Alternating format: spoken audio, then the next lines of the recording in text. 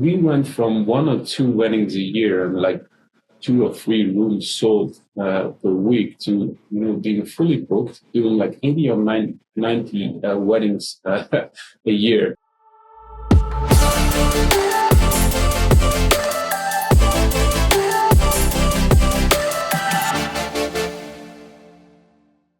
Welcome to our podcast, The Future of Hospitality. I'm your host, Arjan Eikelenboom, and today our guest is Martin Hendricks, CEO and founder, Black Label Hotels. Martin, welcome to our show. Thanks, Arjan. Thanks for having me. Amazing. I would like to introduce yourself. Who are you? What do you do? But first of all, what is all that behind you? Once again, thanks for having me. And behind me, actually, I have about 15 football shirts in my office. I was born and raised in the south of the Netherlands, very small town, Sittard, and this is the local club. And it's been a supporter of the team since I was like 4 years old, I guess. And it doesn't go away. So a hardcore soccer fan. Exactly, a hardcore soccer fan. Wonderful, wonderful. So, Martin, go ahead. You mentioned already the South Limburg, the province in the south of the Netherlands. Sittard, you mentioned. Go ahead. Well, as you said, Martin Hendricks, I'm the founder of Black Label Hotels. So currently we operate around 10 hotels.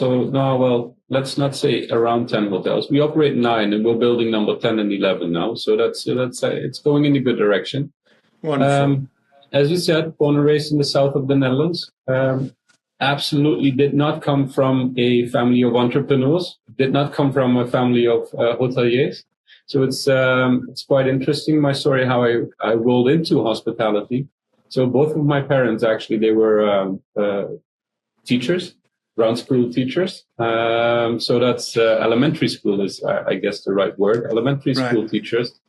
I was on a path of, I didn't know what I wanted to do with my life. And 17, 18 years old, finished high school. Everything was acting out a bit, to be honest, a bit rebellious. And my mom thought it was a good idea to send me, more or less, to a hotel management school in Maastricht. Because, you have to go live at a hotel management school in Maastricht. So the first year you have to go to a campus, you live there. And then, I don't know what she thought. Well, she told me after, like a couple of years ago, actually, she told me, well, I thought it was more or less like an English boarding school. So very strict, go to bed early, wake up early, do your job. She couldn't handle you. She couldn't handle you. That's probably what it was. And she was like, okay, I'm going to send you to a boarding school or something similar. Yeah, well, more or less, as I said, I was acting out. I was really, really acting out. I was really rebellious. Can you give me an example of how you were acting out? Tell me something about that. Man, I wrecked 3 cars over the course of 2 months. I told her I was going to, my I actually told her, every day in the morning, I said, I'm going to school, right? So, but I quit school after 3 weeks, I guess. So after high school, I went to university to study commercial economics. And I got there and it was it was boring as hell. So I thought, what am I doing here? So I told her every morning, I got in my car, my new car, because I wrecked 3 of them. And I said, well, I'm going to school, right? And then she found out, of course, I didn't go to school. And I wasn't really, it still hurts thinking back of the moment she found out. I think she slapped me on the head a couple of times. She had an idea of sending me more or less to like a boarding school. And I thought, a hotel management school. I got there and, campus at Hotel Management School Maastricht, I can tell you a lot, but it's it's everything but an English boarding school, right? So I thought, if this is where you send me to get me back in line, I'll play the game with you. So I went to school, and honestly, I felt like I felt at home there, made a lot of friends, and then hospitality came. I almost would like to say it came with it, right? So I was there. I felt like a fish in the water, and it was I got the hospitality fever. Wow. Okay. So what made you said, okay, I felt at home or felt comfortable there. What made you feel comfortable at the hotel school? Because you were rebellious, you were still young, and your mom thought, okay, this will be a good school for him to discipline him. That didn't quite work, but something there triggered your mind, triggered your attention, and it also quite kind of motivated you to go ahead with the flow. Am I correct? Yeah, absolutely. So she was right in a way. But tell me, what was it? Oh well, yeah, absolutely, she was right, and she knows how to read me. She knows.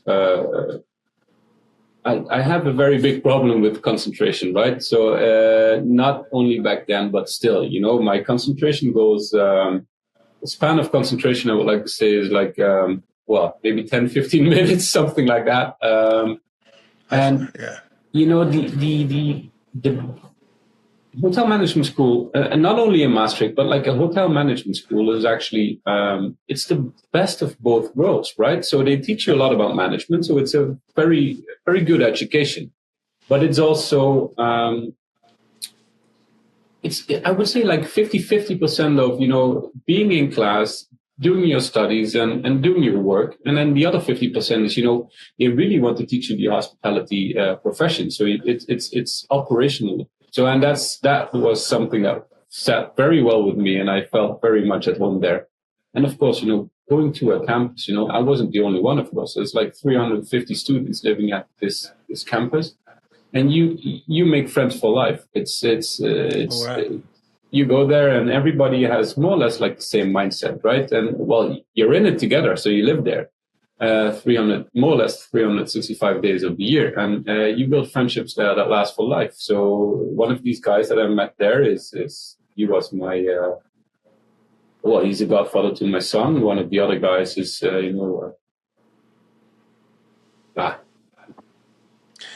wedding. It's unbelievable. How you mentioned you struggled with you're still struggling with concentration, an attention span of 10, 15 minutes.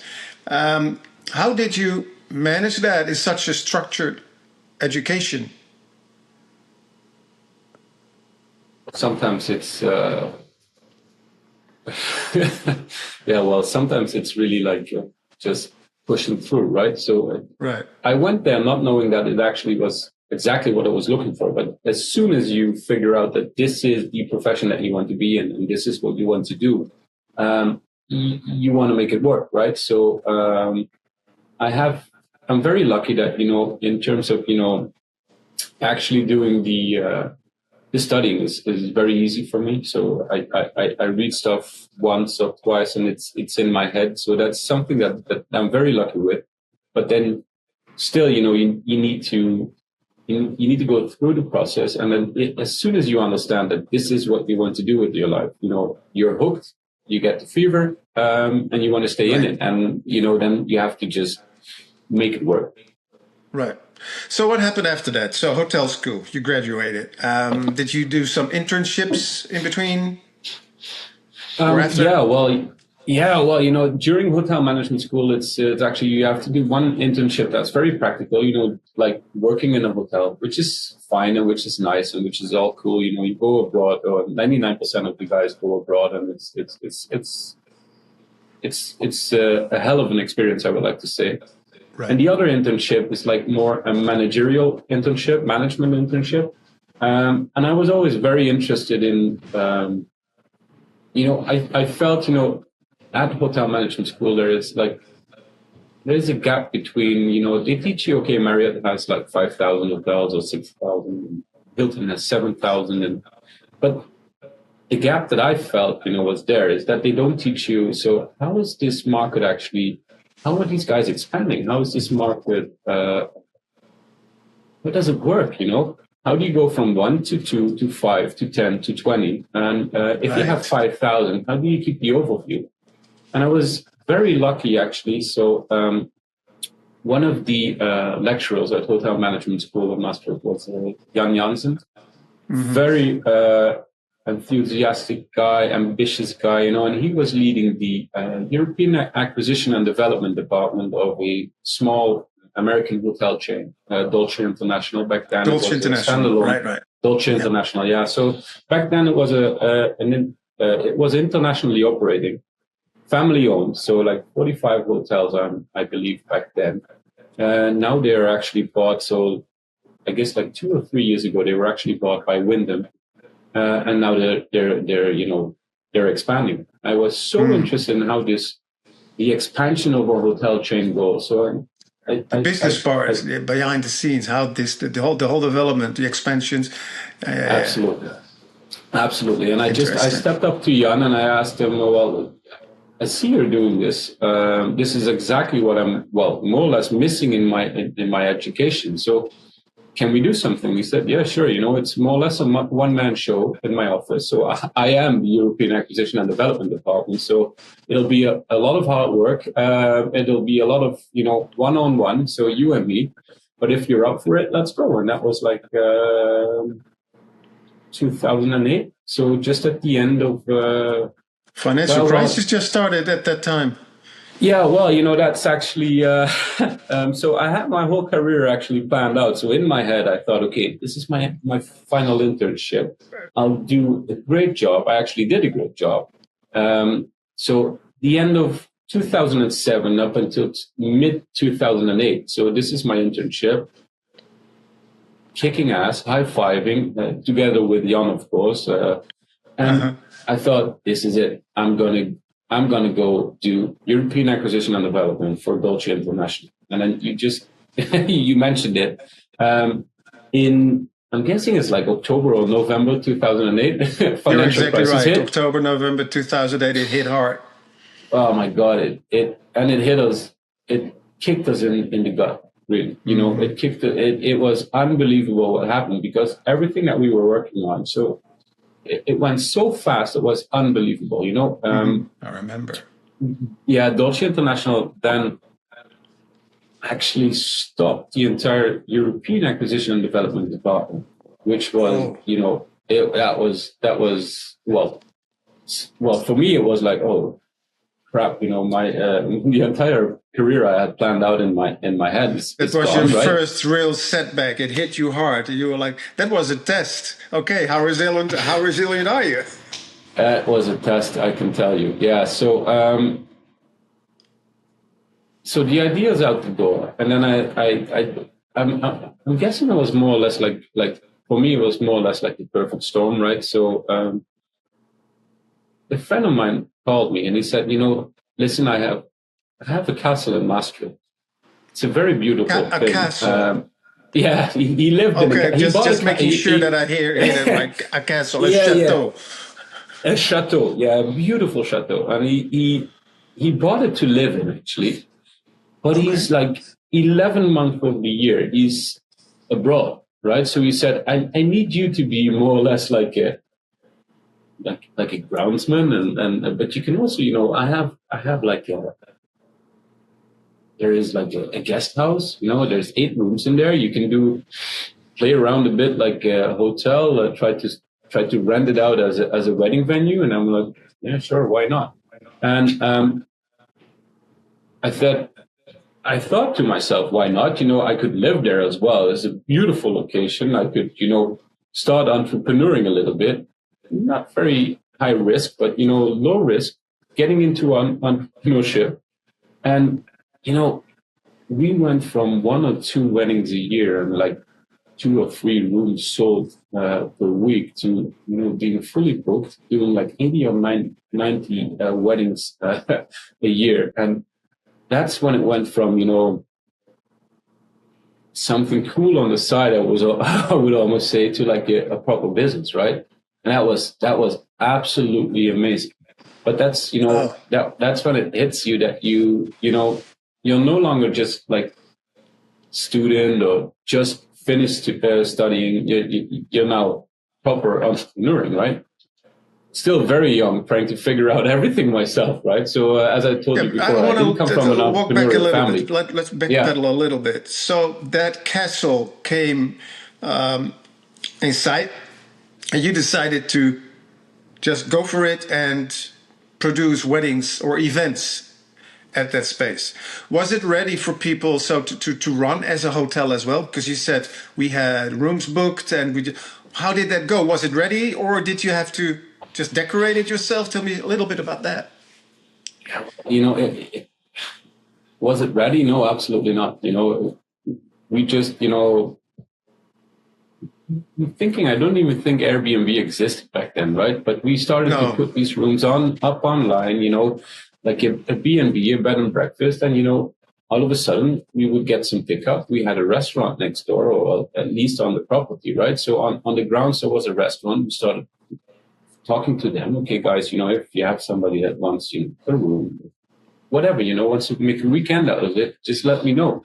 And it just blew up. It was, but in the beginning, was it ready for for guests to come and stay with us? No, absolutely not. I can still remember, the first year I did the linen myself. I had like 2 or 3 washing machines running. Doing the linen myself.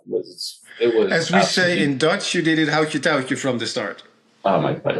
I was genuine, all the way. I was, and. But that is those. I mean, I love that story in itself already. I mean, you started from scratch, not knowing. Well, you had a vision, or you were ambitious, and without having the tools, you just went for it.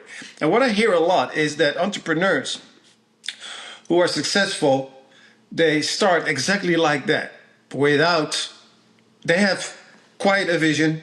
Not the tools yet, but they create or find the tools along the way. And that is what I'm hearing in your story. Go ahead. 100%. It's, well, no, 100%. There is no reason to overthink stuff. If you have a, there's a lot of ambition and there's a lot of willingness to work. I worked a lot of hours in each day. In the end, you'll make it work. But you just have to start, and there is a lot of, startups, now being set up, started, to be honest, I think it's overthought in some cases a little bit, and also, well, it's you can't. It needs to be needs to be designed like it's okay. I get it from an investor's point of view, and I get it with the mindset, with all the tools that we have, with the technology, with the legal aspects. I get it.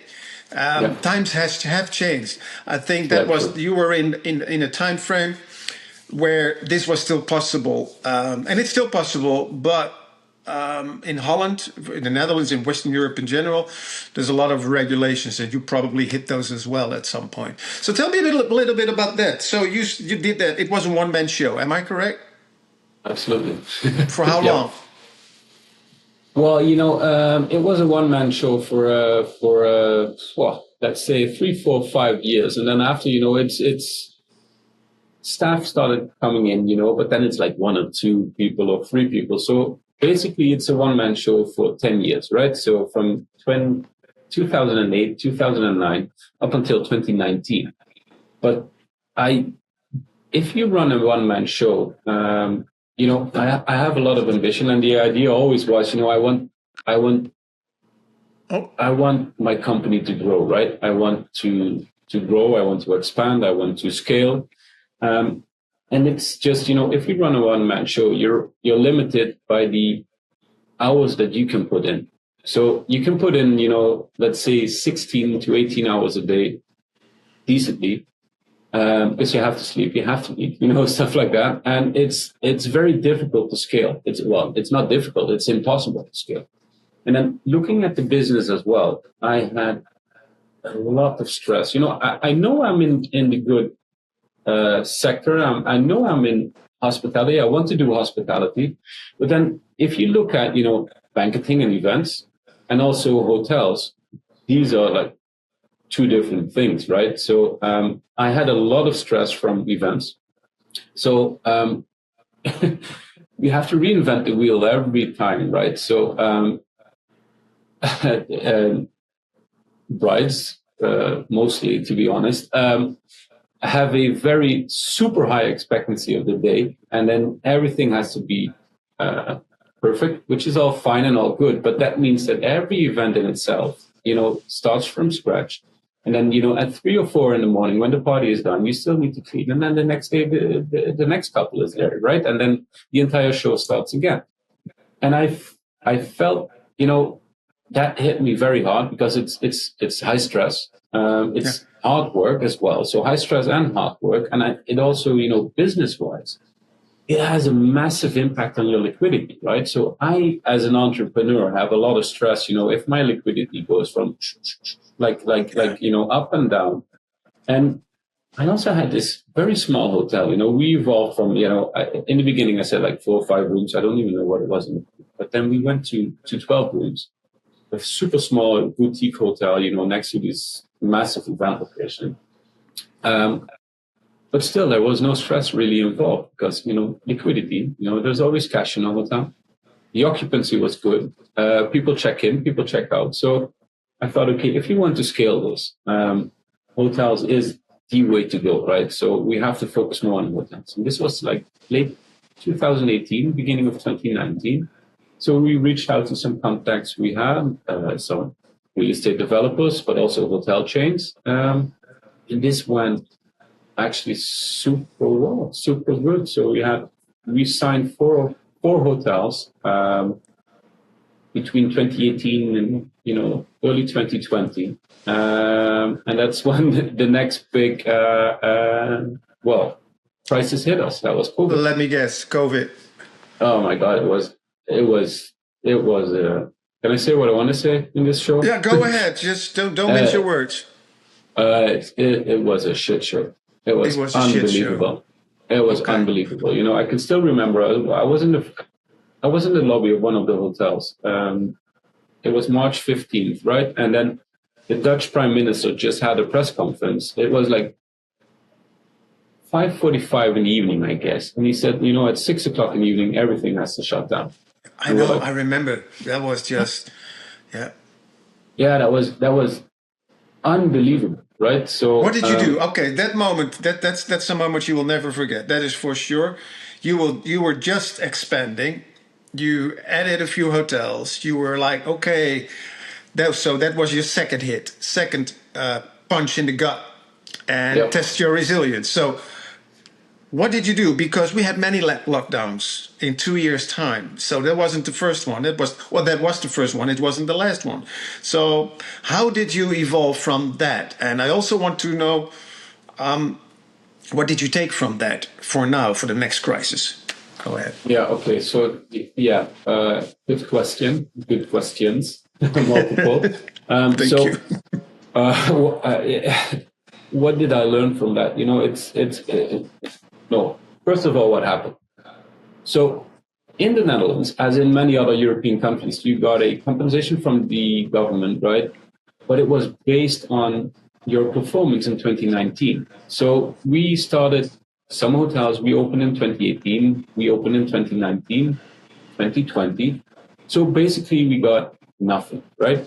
And that really, really does test your entrepreneurship and your resilience, because you have to figure out what the hell you're doing, how the hell you're going to survive. And then, it's not just about entrepreneurship. It's not just about making money or growing a company. In COVID, stress levels are off the charts.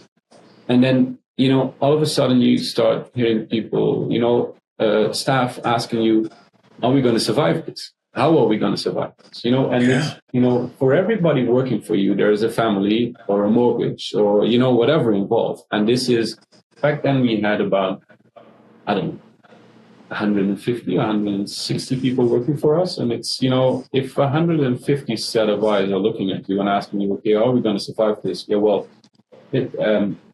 I lied through my teeth, right? Because, there is no, I didn't know, but I told them, we're going to make it. it's going in the right way, you know. But it's not that I wanted to lie to them, but I didn't want to create, you know, the stress levels that I had. I didn't want my staff to have as well, you know. And this is No, you need to do the opposite. I mean, that was stress enough, and they needed to be reassured. Exactly. And then, well, yeah. So in the Netherlands, you know, we're basically in the Netherlands focused on our business, trying to do the best we did. We opened the DoubleTree by Hilton actually on December 15th, 2021. You know, we thought COVID was long past, and then 4 days later we had to shut down again. So that was actually the last lockdown that we had in the Netherlands. But that's something, you know, you're building a hotel, you're developing a hotel. There's like 50 people, you know, developers and people working in the project looking at you. Oh, okay, are we going to go through with this? And we thought, yeah, sure, it's long gone, it's past. And then, you know, 4 days open, lockdown again. And that's, well, what did I learn from that for the next crisis? You know, I learned through it all, you know, 2008 financial crisis, COVID as well, like what we hit is that, you know, I think that's where real entrepreneurship shines through, you know, without patting myself too much on the shoulder. True. I agree. You know, it's you bite into it and then you just go for it. We made some unpopular decisions, right? So very simple. We looked at the amounts payable, right?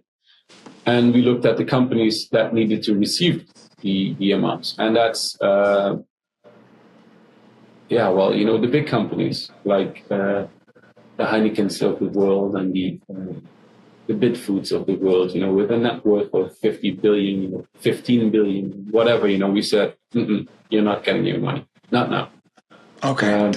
Small guys, you know, working for us, you know, a plumber or whatever, you know, somebody trying to make his money through a profession that he does, you know, of course we pay them, but the big guys, we said, it's not going to happen.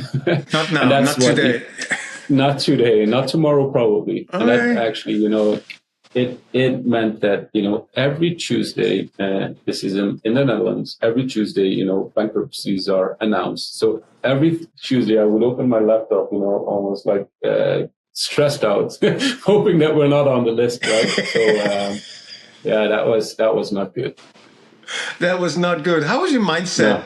Yeah. Before I move on to the hotels, how was your mindset at that? Do you remember? Because I can only imagine. I mean, you said it yourself.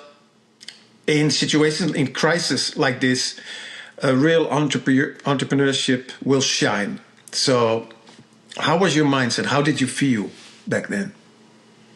Well, me personally, I felt like, no, one step back. I wanted to be an entrepreneur for several reasons. One is to, you know, celebrate success. If you're successful, you know, you're the man behind it. But if something goes wrong, you'll be the one everybody looks at as well, right? So, but this felt like if the company would go through a very difficult time because I need to buy a holiday home in Greece and 2 Ferraris, you know, everybody has a right to look at me and say, okay, this is not a good decision you made, my dear friend.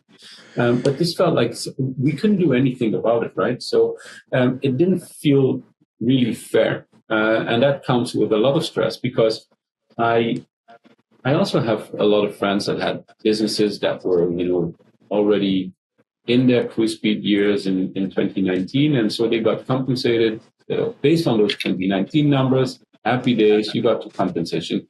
And it's just, I know that the way that these rules are set up, you have to have like a line on who gets what, you know. There was stress for the people at the government as well. You know, they had to make up rules within a week. You know, okay, you get a compensation, you don't. So I was on the wrong side of that decision. So that really made me feel it was not fair. But on the other hand, you know, I can't blame it. But you know, thing that the red line through all of this is that those 2 years. You know, I think they they chewed off 10 years at the end, to be honest.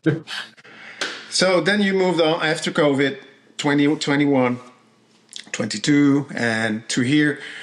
Tell me when the brand Black Label started, when you created that, why the name, and with how many hotels did you start, and where are you now? Yeah, so we started, of course, with one hotel, and then we went, organically from one to two, three, four, five. We have a very good name. We still have a very good name here in the south of the Netherlands. People know what we do. They know that we run hotels in a good way. So we started getting, when the word is out, okay, this guy is doing a good job and he wants to sign new deals, people start calling. So I had a couple of project developers calling us, and we signed some new hotels, which is very cool. And one of these guys actually told me, we really want to give you this hotel, right? We want to do it with you, but we need an international brand on. So, and I bluffed my way through it. I said, yeah, sure. We know everybody at these chains. So pick one, right? So Hilton, Accor, IHG, Marriott, tell me who you want. No problem. We didn't know anyone, but they said, yeah, we would love it to be the Hilton, right? So a Hilton. I said, sure, no problem. Give me a couple of weeks and then we'll make it happen. So I went through my LinkedIn. I went through my, my contact list of hotel management school, hoping that somebody would still be working at Hilton. And yes, so via, I found out the development director of Hilton, presented the project to them. And they said, sure, looks very interesting. It's a DoubleTree by Hilton. We still operate that here in Sittard. And this is where the relationship with Hilton actually started. So we are now opening our fourth Hilton. We are expanding into Benelux and DACH, which is Germany, Austria, Switzerland. Right. We have 10 hotels under operation. We have several under management. So where we do the management for the real estate owners and for the owners of the OpCo and the PropCos, is the correct name. And we have a secured pipeline of, I would say, at least double that. So there's 10 more in the pipeline, which are secured. But that's from openings that take place, end of September this year, but also up until, 2028, 2029. So that's actually very cool. Wow. So you got a good pipeline. The future looks good. You're prepared for the next crisis if that would hit. Anyway, what I was trying to say is slow down. No more crises. Not for a couple of years. So I see you're flying. You're about to fly even higher, and which I really, really like. I love to hear this. Can you explain in a few sentences what exactly for our listeners and viewers, what is it that you do for these brands?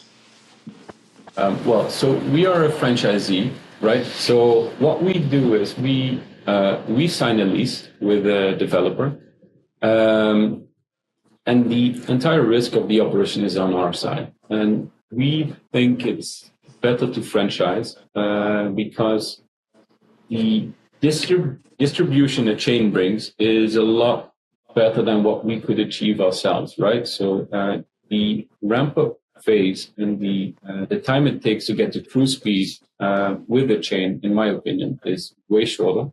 And there's also something called, brand margin. And that's what is a guest willing to pay for a room under one of these brands, Hilton, Marriott, Accor, Intercontinental, and what is a guest willing to pay for an unbranded property? And the difference between that is called brand margin. And the brand margin, it's some friends of mine call it fugazi, but it's actually not. You can only determine it, to be honest, after a couple of years being in operation. We can see now for the properties that we have under a brand, right? So the DoubleTree by Hilton here in Sittard is actually a very good example. We can see what the comp set is doing. So we're in the STR database. Everybody's in the STR database. And you can it's very simple. You can look it up. What's our ADR? What's the ADR of the competitors? And you can see there is a gap between them. And that gap, if the gap exceeds your franchise fee, it's happy days. All right. Yeah. Well, and, the business is actually, The business is capital intense, right? So if we sign a new project, we need to set a lot of guarantees, and this is, we welcome the shareholder in the beginning of 2024. We welcome the shareholder, and they help us. It's a Dutch family office, and they help us setting guarantees mainly. Right, financial guarantees. Yeah. Financial guarantees, yeah, for the developers. If we sign a lease for 25 years, the developers usually ask for like 12 months or 18 months or 24 months even in a bank guarantee. And that's something, if we would do that alone by the liquidity that we have, the excess cash that we have, that you can do that once or twice over a couple of years. These guys now behind us, Somerset Capital Partners, it's Somerset. Entity behind it that guarantees. Yeah. Okay, cool. I like that. And it's this also comes from COVID, right? So in COVID, I felt like 90 plus people, banks, institutions, private equity firms, high net worth individuals. I called everybody I knew and I said, we're drowning. I need money. And everybody said, back then I didn't understand. Of course I did understand, but now I understand it a lot more. Everybody said, have you been taking your medicine, dear Martin? Outside, the entire world is burning, and especially the hospitality sector is burning. You're a young guy, 5 hotels, and we're not giving you our money. That the end of the line, it's not happening. Okay. Even though we got through it, it was still, very difficult, in the first year after COVID. And then mid-2023, I got a phone. No, I didn't even get a phone call. I got a WhatsApp message from a friend of mine at hotel management school, from hotel management school. And he said, a friend of mine from high school, he bought a hotel and also the operation. And I thought, what the hell is this kind of question? You bought a hotel, who is this? And then, we got introduced, and this was actually Somerset Capital Partners. They bought a hotel in Eindhoven, so fairly large city in the Netherlands, 207 keys, Holiday Inn. Would you like to meet them? I said, would I like to meet them? No. Yes, give me their number. I'll go there right away, and then we'll see what happens. We met them. It was a very interesting conversation. It took about 15 minutes. They said, well, the hotel's been trading, with the last for the last 9 years. We still bought it because we want to redevelop the property. So the operation for us is, if you can make money out of it, nice, super. But, for us, the most important thing is that we have control over the property and as well as the operations, right? So we got in August 1st, 2024, and then between August 1st, bear in mind, there's a loss in this company for the last 9 years, right? Mm-hmm. And we got in August 1st, and between August 1st and December 31st, we knocked it out of the park. We made what is it that the two questions that come up? How did they find you? What did make them decide? Going to reach out to Martin, to Black Label, and 9 years of nonprofit, and you turned that around. Elaborate. So, well, first question: how did they find us? Yes. Pure luck, right? Okay. So this director at Somerset Capital Partners reached out to a friend he had during high school that he knew went to Maastricht Hotel Management School. And he said, well, at least you went to Hotel Management School Maastricht, so maybe you know some people that do hospitality, hotels, operations. Can you introduce me? He's a friend of mine. He reaches out to me and he says, well, I want to, can I connect you guys?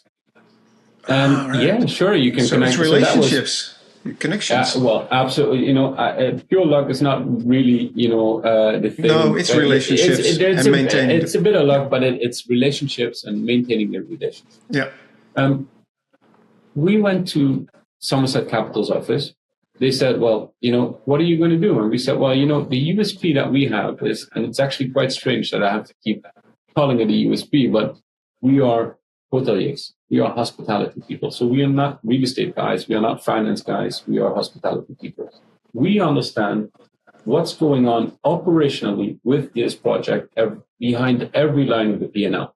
So we do not change stuff drastically in the hotel, but we improve every line of the P&L with like 5 or 10%. Because, if you tell me, and also my operational, my CEO and everybody in the office here, I need to do this shift with 5 employees, we will tell you right away if that's possible or if it's too much. And, it's too many people, we will tell them right away. It's you need for this amount of guests that you have in. And that's where it starts, small changes, but like in 150 different locations, right? So it's different, the hours of staff, the ADR, the average daily rate, the occupancy, everything, it's, if you change just small things, but in 100 different positions, you will have a massive impact on the operation of the business. Of course. And, that's what we did. And your company. So first, I'm going back to how it started. It was a one-man show. You expanded. You hired people. So now you have the right people in the right places for each division within a property. So they got in touch with you. You say yes, we're going to do it. Eindhoven, that particular property. You turned that around. Did you see? How did that work? That little part. Okay, this is what's going wrong. This is what you need to change. This is what it's all little changes. But did you see, was that obvious for you? Did you see, oh my God, this is why they never made any profit? Or did you have to dig a little deeper? Well, in some departments or in some lines in the P&L, it was super obvious, right? So, the ratios for how many hours of staff you can,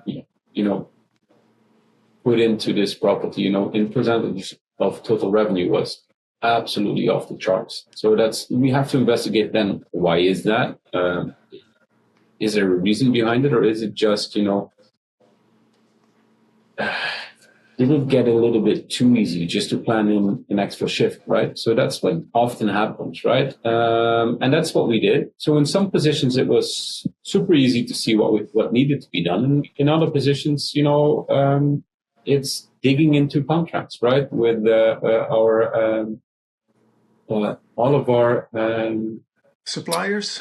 Suppliers, what do you have? Why are the contracts free to negotiate? Are they fixed contracts? So and they said no, we bought it clean, so you can do whatever you want. And then we got in. Of course, if you run one hotel, you run it 10 or 11, you get better prices, right? It's just how it works. And then if you improve that in your cost structure, it I wouldn't say goes by itself, but it's a good balance between improving top line, improving your costs, and then it went pretty fast. Good. I like that success story. What is the outlook for Black Label? The next 5 years, 10 years? Let's say 5 years, because you got a whole. You mentioned it already, like a pipeline. But what is it for the next 5 to 10 years? You're still young. You're in your. I mean, come on, in your golden years, or not golden years? Yeah, your golden years of doing it. Future for Black Label looks very bright. So we are in the green, so to say. So we make money, so that's good. It's not like it's not a cash out business. So we're making money. I'm very proud of that, because a lot of startups and scale ups have difficulty making money. We are profitable. Good. We have a good, solid shareholder in the company. It's very important. It's not like they do not have a private equity strategy of like 3 or 5 years and then just blow it up and then sell it. This is long term. This is long term. It's a family office. The evergreen strategies always, communicated to everybody. That gives a lot of trust as well. Not only on my side, but also on the developer side. Because the developers of new properties, they do not want to sign a lease with us and then hoping that we are still the same party, when the hotel opens in 3 or 4 or 5 years. So that's not something that we want to do. And now for us, we want to grow in Belgium, Luxembourg, Germany, Austria, Switzerland, mainly. Holland for the next couple of years, we'll see what happens. We will get a VAT raise we're going from 90 to 21% on hotel room nights. So that's something that I want to ride out first. So we're now mainly focused our main focus lies in Belgium and Germany. Wonderful. Sounds good. And to come back to when you were at the hotel school, you were wondering how come that these big brands become so big? How do they expand? And you're figuring that out yourself. Now you're doing the same thing. And that is what you want to do. I see that. I see you want to have your brand out there. It needs to be high quality, a black label. Boom. All right. Sounds good. Martin, thank you for sharing with us your story and your outlook. I think it's very interesting how you kind of developed yourself. You're a self-made man. You got a few hits, but you didn't trip. You just bounced back and came back even stronger. I love that story. Thank you. Need to get back up one more time, right? So that's about it. Thank you so much for having me, Arjan. And let's do this sometime soon again. Yeah. Wonderful. All right.